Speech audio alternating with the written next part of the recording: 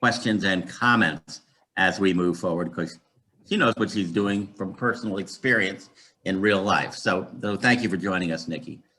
So the presentation is called Test Optional Admissions is Here to Stay. We're going to do just a quick rundown of history and then talk about the current options that exist for students. So don't want to take up too much of your time. So next slide, please, Jen. Oh, yeah. So test optional is not something new. Pre-COVID, talking about ancient history of 1 year and 1 week ago, there were, in the year prior to the pandemic, 51 more schools went test optional. 175 schools had dropped their test score requirements in the previous 4 years.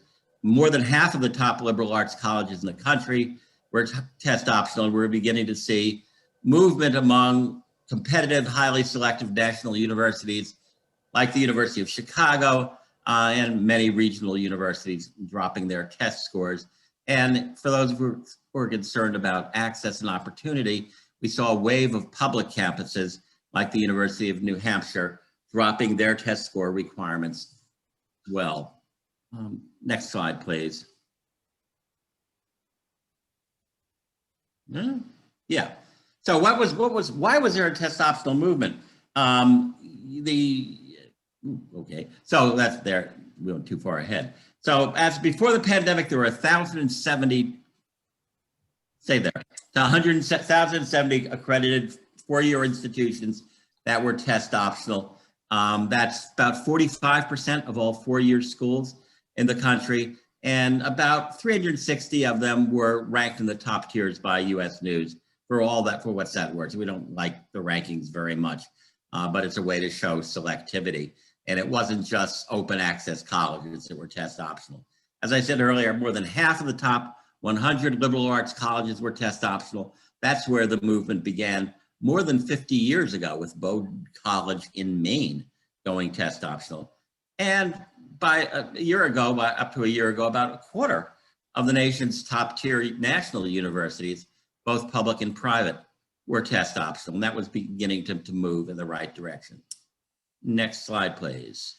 So why was this going on? There were lots of forces pushing schools to consider getting rid of their test scores. There were massive cheating scandals involving the ACT and SAT, particularly overseas, and they have not been resolved yet. The Varsity Blues scandal, 2-year anniversary of that was just this week, which showed how rich people were cheating their kids' ways into college by a number of routes, including hiring imposters to take the test for their kids and getting unjustified accommodations for those kids to take tests longer. Kids who had every advantage in life, their parents' privilege was used to buy them even more privilege. The anti-affirmative action lawsuits by against Harvard and the University of North Carolina and other schools illustrated that there's a set of people out there who believe that test scores should be the only measure for college admissions. And people studied what would happen if you did SAT only admissions, and the modest improvement that schools had been making in diversity up to a year ago would have been totally reversed if you went to test SAT or ACT only admissions. And most importantly, in many ways, for the long haul, the University of California system had begun a review of admissions test requirements, and lawsuits were filed by groups that FairTest and Jay worked with to eliminate the testing requirement. But the most important factor of all for schools going test optional was the success of peer institutions, similar schools, often in the same geographic area, that had dropped ACT, SAT scores and thrived. And the admissions profession, just like any other, is a place where people chat with each other and learn of their experience. And so we saw places where there are a handful of test optional schools seed that notion to schools, other schools in the area. So Worcester, Massachusetts now has a dozen test optional schools in the surrounding area. And we've watched the test optional movement kind of move geographically from the New England and Northeastern states through the Midwest and the Mid-Atlantic out across the Midwest and the prairies to the West Coast, where it's really deeply rooted. And probably right now, the West Coast is the leader in test optional admissions and test blind admission. So, you know, what was the strongest motivating factor in many ways was that test optional works. And next slide, please. So, come the pandemic, public, you know, when we're talking 53 weeks ago, public classrooms across the U.S. shut, school-based admission center testing centers closed, spring and summer administrations of the SAT and ACT were canceled, colleges closed down, et cetera, and teenagers, their families and counselors, and we talked to many of them, were left in an incredible limbo about what is going to be the requirement for testing requirements and other requirements for current high school seniors, kids graduating from high school in the class of 2021, adding to the many other pressures they faced from the pandemic, quarantine, loss of opportunity to see friends, et cetera. Next slide. So in the 3 months from the second weekend of 2020 till midsummer, about 600 more schools announced test optional, or in a few cases, test blind or score free policies for fall 2021 applicants. Some for only 1 year, but many others launching 2 or 3 year pilots, and dozens more permanently eliminating scores. That included all the nation's most selective private schools, including Caltech, obviously. Every major public school system, public higher education system, except for the University of Florida system, dropped their SAT requirements for at least 1 year. And about 550 admissions leaders signed a statement put out by the National Association for College Admissions Counseling, their trade association, that test optional means test optional. This isn't some sort of wink, wink, nod, nod game, in which we say test optional, but we really mean send us test scores if you want. These schools explicitly stated that test scores will neither help nor hurt applicants in the admissions process. Next slide, please. So here we are today.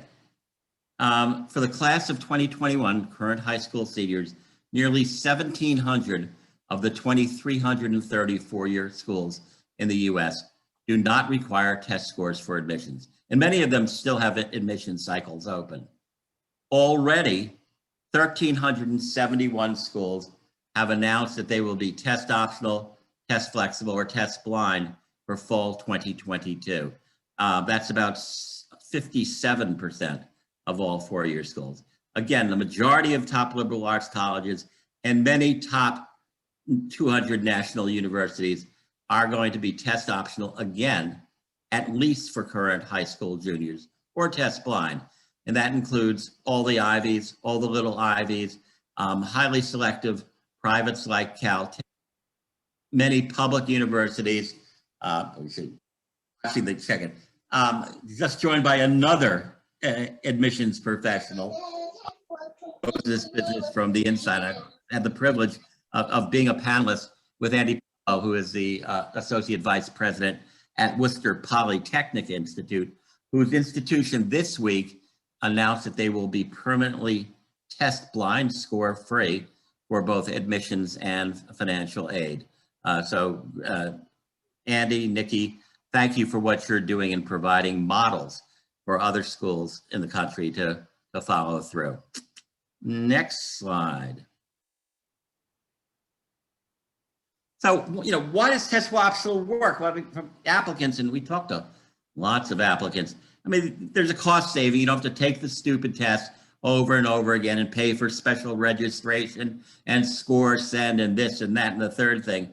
And that's important for many applicants, hundreds of dollars just going to the College Board or ACT. But young people today, we found, are pleased, honored to know that an admissions office will treat them as more than a score. This is the most over-tested generation in US public education history.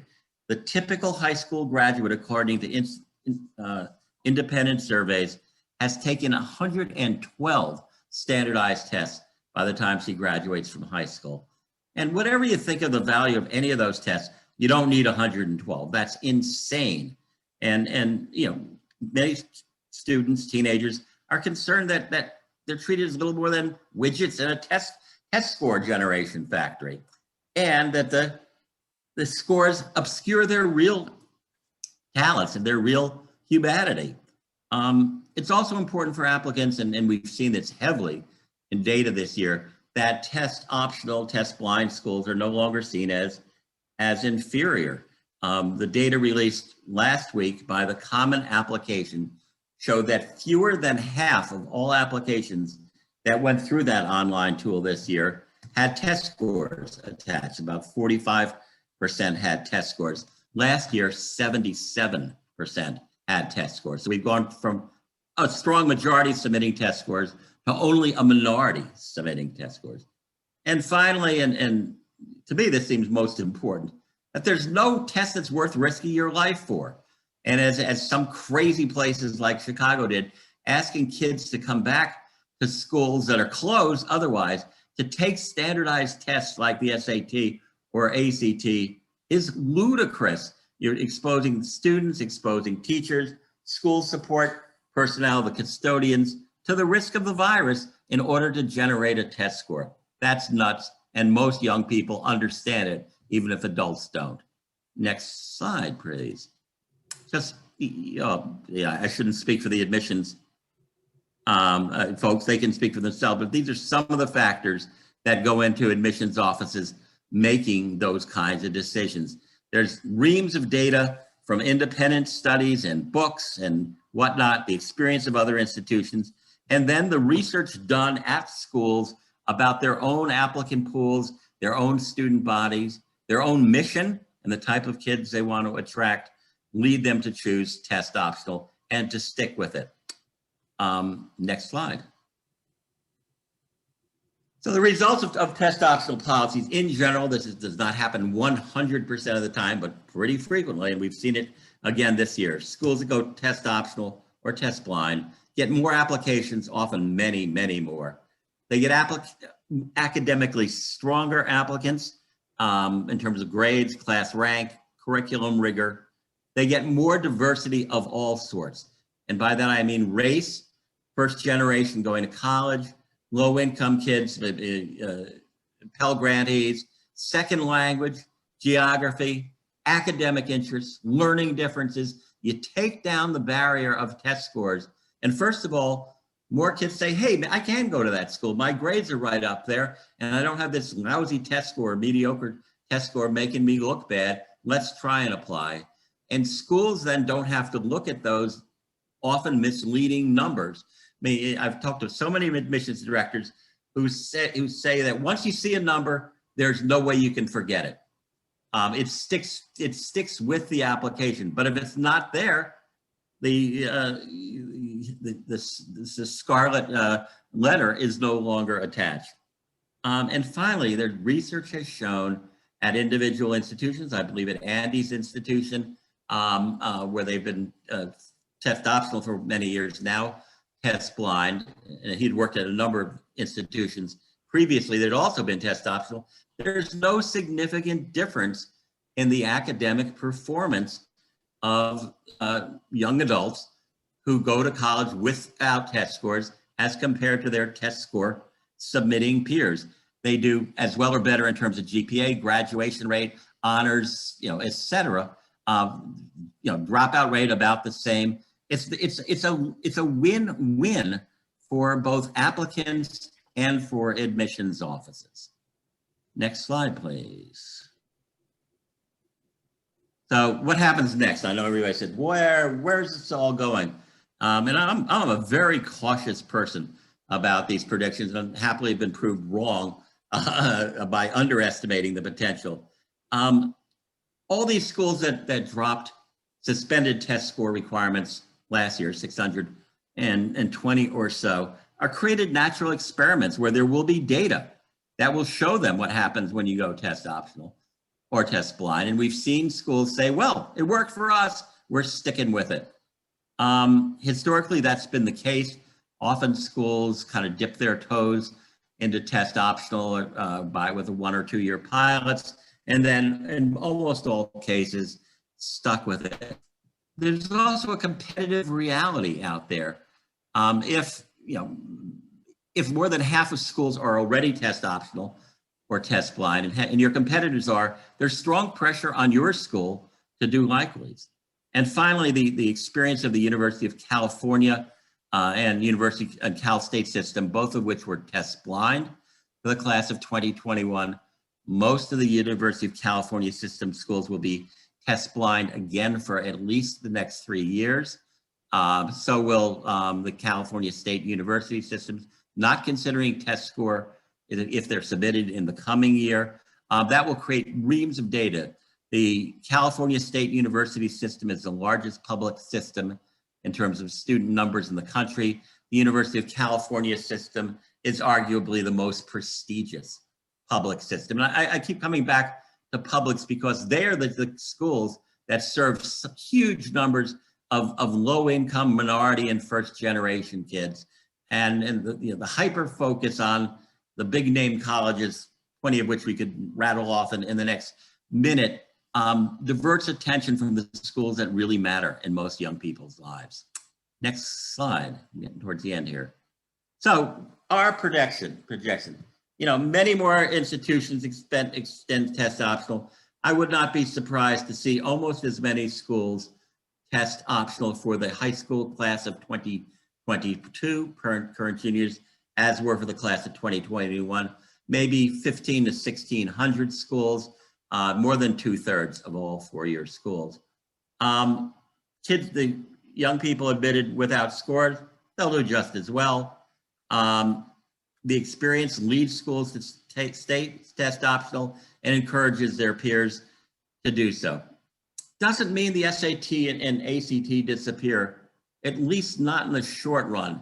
Maybe they fall back to the kind of supplemental role for some schools that the SAT essay or the subject test previously played. Both of those tests were just canceled in the past month permanently. And finally, we see more schools, and Andy and I did a panel on this at one of the last national conventions before the plague, that more schools decouple SAT and ACT scores from financial aid as well as from admissions decisions, because they recognize that test scores do not measure merit. And they also recognize that for many young people, it's as important to have the money to pay for college as to be offered admission to a seat in college. There are more than enough seats in colleges to go around, but many young people cannot pay the freight.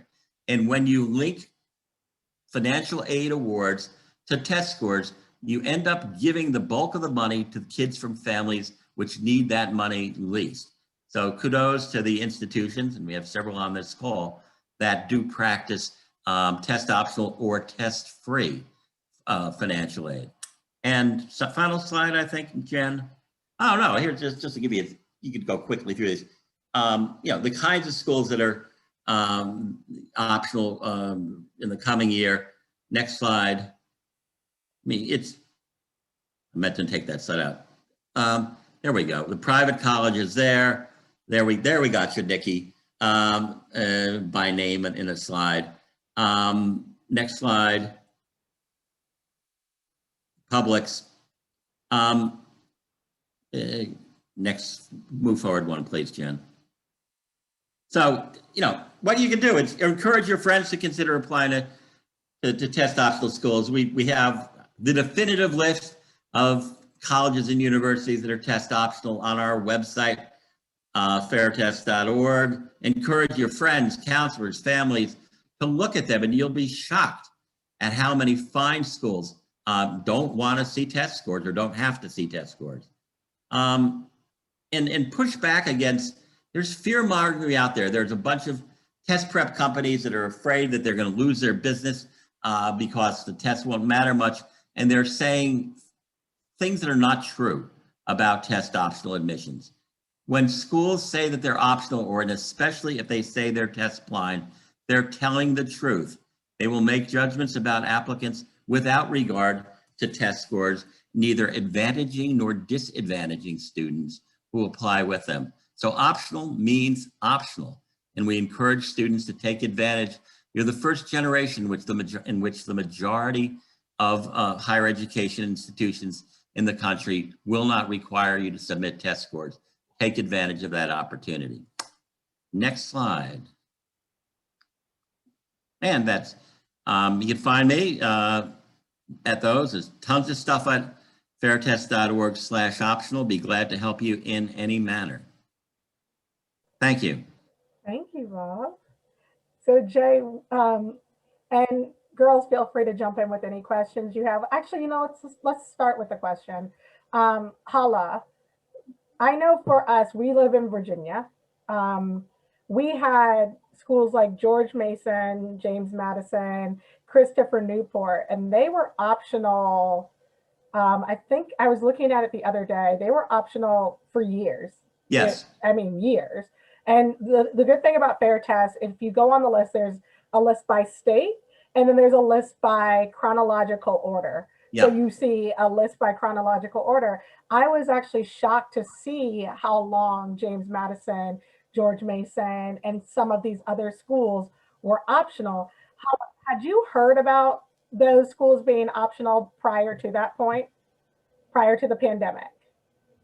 Prior to the pandemic, I actually had no idea that we had test optional schools in Virginia. I thought that. Hold on 1 second. I'm gonna have to have you speak up a lot, okay? Okay, sorry. Prior to the pandemic, I actually had no idea that we had test optional schools in Virginia. I thought that I had to take the SAT and I had to get the certain score, or else I couldn't even apply. Okay.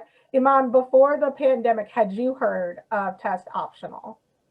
No, I was told for like most of my high school years that you're going to have to take the SAT or ACT eventually and make a good score. And I thought that the test optional feature was because of the pandemic and the pandemic only. Mm-hmm. So I think, and I feel like, so I knew it was optional, but I didn't know probably until maybe my 4th or 5th year into test prep. I couldn't even think of the word anymore. What was that thing that I used? Test prep. But we see that students are now aware, and I feel like that was one of the biggest battles. Jay, where do you feel like the future of test optional is going, and what work are you doing now to move that ball forward? Well, thanks, Jen. And let me start by saying that we're doing this during the week when we've had the tragedy in Atlanta with attack on Asian American folks, and our thoughts are with them. Bob's presentation was excellent as always. I have a couple of comments. First of all, one of the things that I sometimes chide my friend Bob on that he doesn't say, which I think is one of the most compelling points, is that of all those 1,000 schools that were 1,000+ schools that were test optional prior to COVID, only about 5 ever changed back to requiring the test. So you have 1,000 schools going in one direction and 5 schools saying, let's require the test again, which is a phenomenal indication of not only the success of test optional on those campuses, but the best possible endorsement that this is something you might want to try, because 99% plus schools who decide to go in that direction decide that that's a good idea. Of the 5 schools that Bob was able to identify for me like a year or 2 ago, one of them went test optional in the 90s and went back the next year. So they don't even count. I mean, that's ancient history.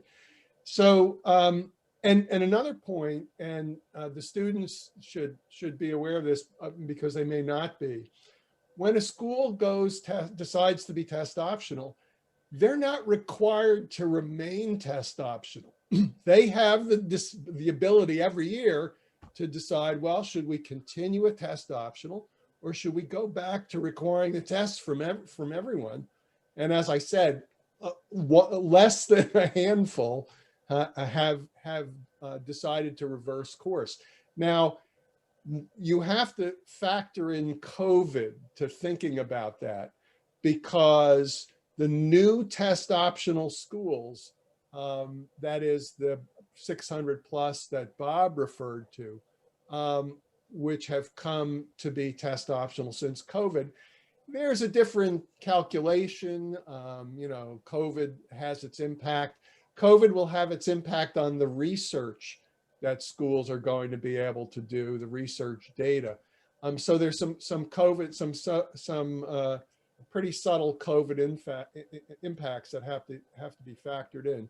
So I wanted to make those quick comments, Jen, before I answered your question. And that is, where is this going? I'm hoping that like Andrew at Worcester Polytech and the leadership that Nikki has shown, and the leadership that the University of California system and Cal States have shown to be test-free, to not considering tests at all. I'm hoping that that's kind of the vanguard of the test optional movement. And I'm hoping that people in admissions offices that are test optional in this cycle, I'm hoping those admissions officers are not saying to themselves, should we continue to be test optional or should we go back to requiring the test? I'm hoping that the question is, well, should we continue to be test optional, or maybe we should be test free? Maybe we should join Nikki and Andy and the University of California. They're perhaps in the vanguard here. And so if that's it, I'm hoping that that's the discussion. And then there's not a bad answer. Okay, we'll stay test optional for another year or two. We'll consider being test free maybe next year or maybe the following year. That's a great discussion. And so to the extent, Jen, that's the discussion, and I'm trying to push that discussion, I'm hoping that those admissions officers from the current test optionals are asking themselves that question. Why aren't we test free? Shouldn't we try test free? So those are my hopes, and I'm working to the extent I can to push in that direction. And that was a long answer to your question, but I wanted to I love the answer though. I mean, to me, as somebody who works in test prep, I think the biggest misconception that people have is that somehow kids get smarter through test prep, right? So, that we make a student smarter. And I've seen students go up in 2 days. I mean, I've had students that go up and I didn't think that they were going to go up, if I'm going to be honest. And so, all the things that they learn are really not retained, and anything, most of my job is just teaching them how to take the test. So when I watch, and I'm going to ask the girls if they actually even know what Varsity Blues is in a second. When I watch Operation Varsity Blues and those kind of documentaries, and I see somebody sitting down to take the test for somebody, well, yeah, that's really bad, right? That's horrible that an adult is taking a student's test, but I don't see the difference between what I do and what that other person is doing, which is somebody's paying me to essentially teach your kid how I would take the test. And those practices usually lead that student to take a better test, because I've taken the test so many times that I know a lot of the inside knowledge, and that's what I'm paid to pass on. And so when I look at, there's a lot of misconceptions, but I think what Varsity Blues promised to do, COVID actually did. And for me, that is a sigh of relief, because now students, we have one step, which is students can say, you know what, the score doesn't reflect me, and I can stand on my GPA. And then we have another step, which is, you know what, these scores don't really reflect a lot of students. And maybe instead of taking the time to do test prep with me, they could be doing literally anything else that could enrich your life. But Hala and Iman, had you all heard of Varsity Blues at all in that scandal? Because I feel like it was really big in the admissions world, but I'm not sure if even the students know about that. So Iman, had you heard of Varsity Blues, and have you heard of Varsity Blues? Um, I don't think I've heard of the specific story, but I have heard of like it, even to the school I go to, there's significantly amount of like rich kids who go there, I'll say financially wealthier, and they they usually get a lot of test prep from individual adults who they pay maybe thousands of dollars to help them step by step take the test, which is essentially like tutoring. I have heard of like uh the Full House actor who was like the Full House actor who got her daughter into USC. Yeah, Olivia Jade. Yes. I should have worn a pink suit. Like, Yeah, so I don't think I've heard of that specific scandal, but I have heard of also overseas. I think Robert mentioned that yeah. overseas, like in China, how the college board had to pull out their tests because they kept cheating and they were really good at it. So Yeah. not the test cheating, but Yeah. yeah, I think it puts a lot of anxiety on the students just because since the number is like, if you don't have this, don't even try. It puts a lot of pressure on students to just make sure they have that number and then also their GPA. And I do see why they would, why they used to why they used to have tests is because some schools they kind of inflate their GPA so every here we student go. is smart.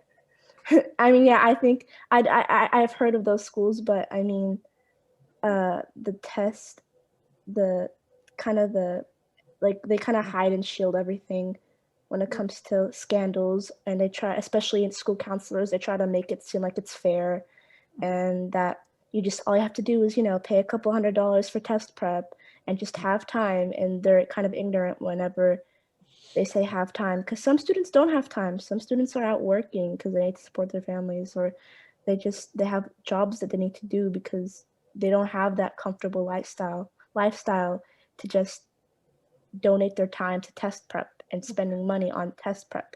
They might not even be good at it. Like I'm not good at the SAT, so I mean I know myself. I could study all I want, and as someone who tries I'm not trying to brag, but I make mostly A's in my classes. But then when it I comes would to brag. tests, when it comes to like tests, you take the test. Like the first time I took the PSAT in like sophomore year, I got like a 1,030 or something. Like, Right. and that's like Above considerably average. low. I mean, really? I mean, for me, I was disappointed in myself because I was like I'm ahead of math. I'm pretty good when it comes to reading. Like Mhm. throughout my school career, I've always been good at whatever they gave me, and then it's kind of like a wake up call. Like you're not that good, and it was just kind of like a shock. Like like because whenever like on College Board, they're like, if you do good, that means you know this and that you College ready. yeah, like College Board especially, like be the top, and it's like it doesn't really. I don't feel like it accurately measures school math and what they teach you, and Mhm. then their math. It's different. I Yeah. mean, it has the same concepts, obviously. Like if you know it inside and out, you should be fine. But realistically, I want to say that most schools have a different timeline in the curriculum, and some teachers go fast on the things they teach and some don't. So you could probably spend maybe like 2 months on logarithms or something, and then even on like the ACT, it's only there for a couple of One questions. question. Yeah, I literally. know exactly how many questions that is. And I think, and don't worry, everybody, we are coming back to grade inflation in a second. I promise you we are coming back to that. But yeah, I think I think that's the biggest thing is that we don't realize is a signal that the test sends to students. And I have students come to me and their parents say, they're not a good test taker. And I'm like, well, the test is actually designed for you to take it 2 to 3 times. So it's designed for you to fail at least once. If you are not failing once, you're an anomaly. If you're not failing twice, you're an anomaly. And then you have 3 times, right? Usually the best time, but then we see for, students of color and Black students specifically, and then, students who are low income, students with disabilities, we're not seeing the same outcome. Hala, had you Again, I am so upset that I did not decide to wear a pink suit to this one. That was a missed opportunity in tribute. But Hala, had you heard of Varsity Blues, and what was your going into the test? What was your thought? And then I'm going to come back, circle back to grade inflation after that. Okay. So yes, I actually had heard about the Varsity Blue scandal. I first heard about it in my sophomore year back in 2019. And it came out like, oh, this big YouTuber Olivia Jade got her rich Full House mom to pay for her admissions into USC. And I was like, what? So I looked more into it because I just thought that's so crazy. I mean, of course, the 1% can do things like this, but it's just so crazy when it's all come out and released to the public. And at the time, I'm going to be frank, I didn't care too much. I was upset, but I couldn't relate personally because I was only a sophomore in high school. But now that I'm a senior and I've taken the SAT and I've written all my essays and I applied to all my colleges, I'm pretty upset about it because the process is so stress-inducing. The test itself is so stress-inducing, especially for someone like me with test anxiety. I would just think sometimes about Olivia Jagel studying for my SAT and think like, wow, I'm studying multiple hours a day trying to improve my math score. And there's people out here who can just pay their way into college. And that was just really shocking to hear. Yeah. So who wants to who wants to break the news about grade inflation? And I'm gonna let if Nikki or Andy, I know Nikki's here. Andy, I know you might not be dressed or anything, so if you want to jump in, unmute, you don't have to be on the camera. But if any, Jay, Bob, any of the adults in the Jay has his finger up, so I'm gonna let him handle it. And Jay, can you also talk about? Jay, can you also talk about your article on white preference as well and some of the biases that we might see in the test? Sure. Let me just mention that there's a new movie out called Operation Varsity Blues that's on Netflix. And I think it was just posted a day or two ago. And our good friend Akil Bello is a consultant to the movie and appears on the screen. And so it's something you might want to check out, but it's it's if it's a Hollywood production, it might be longer on drama than real content, but we'll see. I haven't seen it yet. I've seen it. It is. Okay. All right. And my research, and I don't want to get wonky on you, but to summarize it in just a minute, involves the way the test companies choose questions.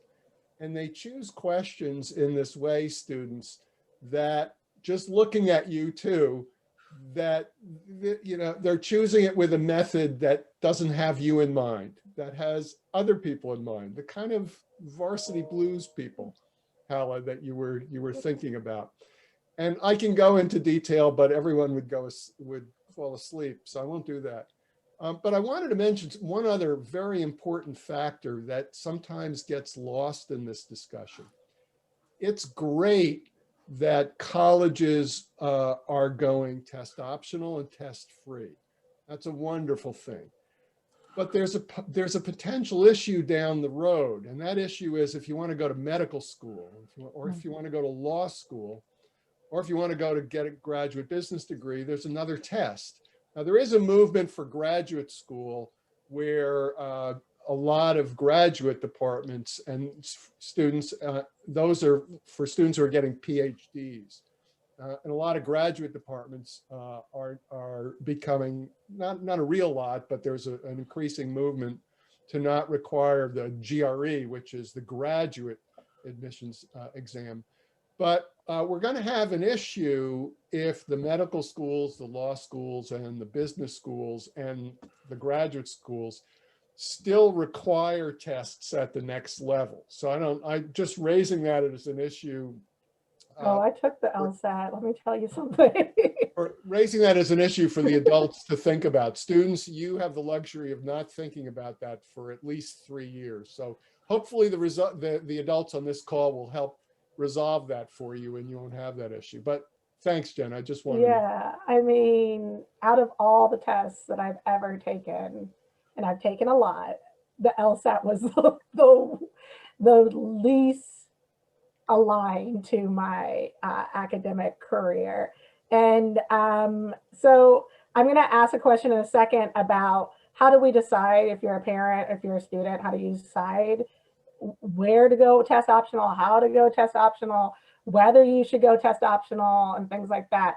But I'm like, who wants to cover grade inflation and how we hear a lot about grade inflation? Even in our own community, we know schools that are, you know, a little bit easier, a little bit harder, things like that. How do the colleges account for grade inflation? And anybody can take this, Nikki or Robert. I know Nikki was just coming to hang out and then we just happened to be on Zoom. But how do we hear a lot about grade inflation. We also hear, and one of the things that surprised me as I was deconstructing my mindset on the test is a lot of the things that I was fed in the test prep industry about why the test was good was backed research by College Board or ACT.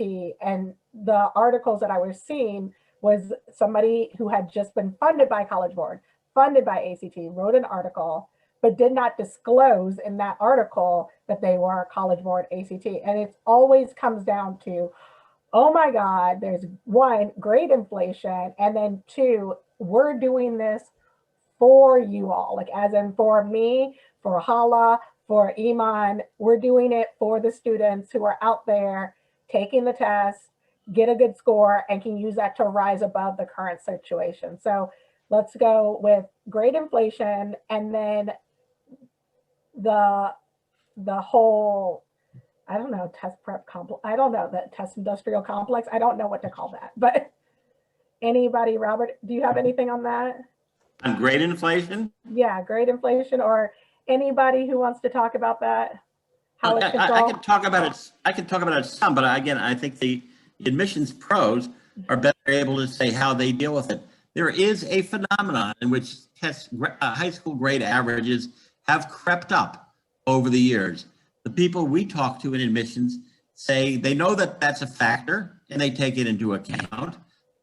They know based on high school profiles and the experience of other students who've applied from the same schools where grades are inflated and where they're not.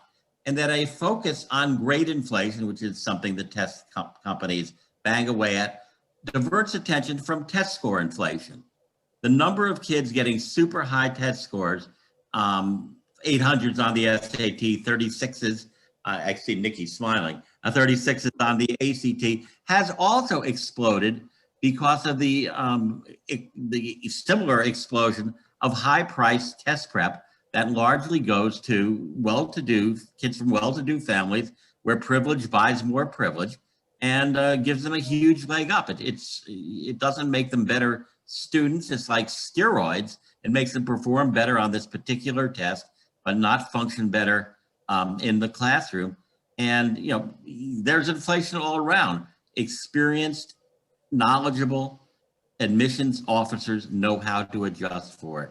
And so it's a false argument put out by testing proponents to put attention away from the fact that their tests are failed instruments. And despite grade inflation, high school grade point average is still the best predictor. So Right, it hasn't affected that significantly enough to change that aspect of it. Hala, you have your hand up, and I'm going to ask you after your statement a question as well. Go ahead. I just want to say, so should I speak up? I'm sorry. Yeah, you're fine. Okay, so I think was it Mr. Robert who mentioned that the schools will tell students, oh, we're doing this to help you because of grade inflation and things like that.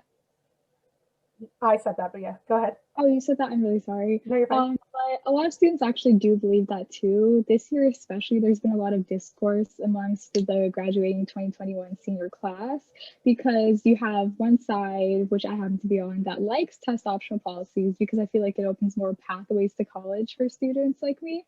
But there's another side who maybe scored high on the SAT or ACT after maybe practicing, or their parents did pay to get them a lot of help, but for whatever reason, they are very strong defenders of the test. And I've seen a lot of them throw around the grade inflation reason. And they say things like, oh, the test, it shouldn't matter whether you're this race or this socioeconomic class. And I find it funny how these colleges were successful in convincing these students that they need the test. They were able to convince me and many other people I know too.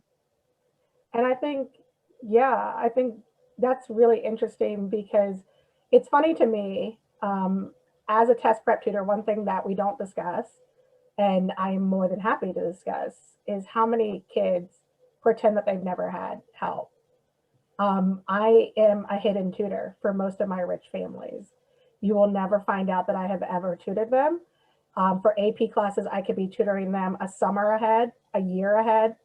I could be doing an entire year of curriculum with a student in advance. The kid goes in, they look brilliant, and that's the goal. The goal is for them to look like I have not made an impression or a mark on them. And so when they come out, I have personally seen students with like YouTube videos and things like that, and I'm like, wait, are you saying that you? And I text a student and I say, hey, I saw your YouTube video. And for them, that they feel like because they spent time with me and they worked on it, that they can say, hey, I did study for the test. Because one of the things that we don't talk about is how the test does rob every student of their time.